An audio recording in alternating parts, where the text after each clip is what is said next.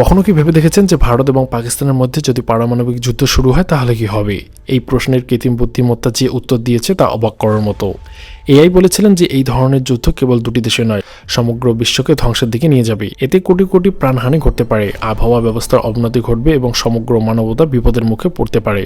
ভারত ও পাকিস্তান উভয়েরই কাছে প্রায় ১৭০ থেকে ১৭২টি পারমাণবিক অস্ত্র রয়েছে। পাকিস্তানের কাছে শাহিন এবং ঘৌড়ির মতো ক্ষেপণাস্ত্র থাকলেও ভারতের কাছে অগ্নিপাস্ত্রের মতো দূরপাল্লা ক্ষেপণাস্ত্র এবং ব্রহ্মসের মতো নির্ভুল ক্রুজ ক্ষেপণাস্ত্র রয়েছে। ভারত স্থল, জল এবং আকাশ দিয়ে পারমাণবিক আক্রমণ চালাতে সক্ষম, যেখানে পাকিস্তান প্রযুক্তিগতভাবে পিছিয়ে রয়েছে। যদি উভয় দেশে একে অপরের উপর ১০০টি পারমাণবিক বোমা নিক্ষেপ করে তাহলে এর অনুমান করা যায় যে প্রায় ২ কোটি মানুষের প্রাণ নিতে পারে। এর পাশাপাশি তাপমাত্রা হ্রাসের কারণে কৃষিকাজ ধ্বংস হয়ে যাবে এবং সারা বিশ্বে খাদ্য সংকট দেখা দেবে। একটি প্রতিবেদন অনুসারে এই যুদ্ধের প্রভাব কেবল এশিয়াতে সীমাবদ্ধ থাকবে না, বরং বিশ্বব্যাপী হবে। পারমাণবিক যুদ্ধের পরবর্তী প্রভাব দীর্ঘ সময় ধরে থাকবে।